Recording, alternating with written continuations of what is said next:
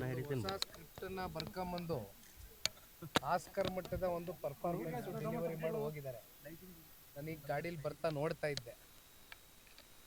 ಈಗ ಮುಖ್ಯಮಂತ್ರಿಗಳು ಒಂದು ಕಡೆ ಹೇಳ್ತಾರೆ ರಿವ್ಯೂ ಕಮಿಟಿ ಮಾಡ್ತೀನಿ, GBD ಅದು ಹೊಸದಾಗಿ ರಚನೆ ಮಾಡ್ತೀನಿ ಅಂತ ಒಂದು ಹೇಳಿದ್ರು, ಹೌದಲ್ವಾ? ಹಾಗಿದ್ರೆ ಮತ್ತೆ ಇವತ್ತೇ 3 ಊರುಗಳ ಅಂತಿಮ ಅಧಿಸೂಚನೆ ಯಾಕೆ ಹೊರಡಿಸ್ತಾರೆ? 3 ವಿಲೇಜಸ್ 3 ಊರುಗಳ ಫೈನಲ್ ನೋಟಿಫಿಕೇಶನ್ನು ರಿವ್ಯೂ ಕಮಿಟಿ ಮಾಡ್ತೀನಿ GBD ಅದು ಅಂತ ಹೇಳಿದ ಮೇಲೆ ಯಾಕೆ ಅಂತಿಮ ಸೂಚನೆಯನ್ನ 3 ಊರಿದು ಮತ್ತೆ ಯಾಕೆ ಹೊರಡಿಸ್ತಾರೆ? 3 ಊರು ಮಾಡಿದ್ರಲ್ಲ. ಅಂದ್ರೆ ಇದರಲ್ಲೇ ನಿಮ್ಗೆ ಅರ್ಥ ಆಗಬೇಕು ಅವರ ಮನಸ್ಥಿತಿ, ದ್ವಂದ್ವದ ಮನಸ್ಥಿತಿ ಇದೆ.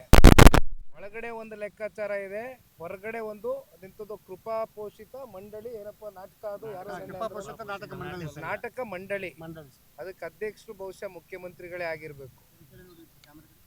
ಹಾಗಾಗಿ ನೋಡಿ, ಒಂದು ಬಹಳ ಸ್ಪಷ್ಟವಾಗಿ ಹೇಳ್ತೇನೆ, ಕುಮಾರಸ್ವಾಮಿ ಅವರು ಇದರ ಪ್ರಿಲಿಮಿನರಿ ನೋಟಿಫಿಕೇಶನ್ ಕೂಡ ಮಾಡಿರಲಿಲ್ಲ. ಕುಮಾರಸ್ವಾಮಿ ಅವರು ಮಾಡಿದ್ದು ಪ್ರಾಜೆಕ್ಟ್ನ ನೋಟಿಫಿಕೇಶನ್ ಅಷ್ಟೇ. ಆಮೇಲೆ ಇದರ ಒಂದು ಮಾಸ್ಟರ್ ಪ್ಲ್ಯಾನ್ನಲ್ಲಿ ಇವತ್ತು ರೆಡ್ ಝೋನ್ ಮಾಡಿಬಿಟ್ಟಿದ್ದಾರೆ ಅಂತ ಅರ್ಚಾಡ್ಕೊಳ್ತಾರಲ್ಲ, it is just a master plan. ಅದನ್ನು ಬದಲಾಯಿಸ್ತಕ್ಕಂಥದ್ದಕ್ಕೆ ಸರ್ಕಾರದ ಅಡಿಯಲ್ಲಿ, ಕಾನೂನಿನ ಅಡಿಯಲ್ಲಿ ಅವಕಾಶಗಳಿದೆ. ತಿದ್ದುಪಡಿ ಮಾಡಿ ರೆಡ್ ಝೋನ್ ಬೇಕಾದ್ರೆ ತೆರವುಗೊಳಿಸ್ಬೋದಾಗಿತ್ತು. ಕುಮಾರಸ್ವಾಮಿ ಅವರು ಅದೆಂಥದ್ದು ಕನಸಿನ ಕೂಸು ನೀವ್ಯಾಕಪ್ಪ ಆ ಪಾಪದ ಕೂಸು ಹಂಗಾದ್ರೆ ತಲೆ ಮೇಲೆ ಎತ್ಕೊಂಡು ಓಡಾಡ್ತಾ ಇದ್ದೀರಾ? ಕನಸಿನ ಕೂಸು ಅಂದ್ರೆ ನೋಡಿ, ಕುಮಾರಣ್ಣ ನಾನು ಜೈಲಿಗೆ ಕಳಿಸಿದ್ರು ಸಂಚ್ ಮಾಡ್ತಾ ಇದ್ದಾರೆ. ಅಲ್ಲ, ಒಂದು ನಿಮಿಷ.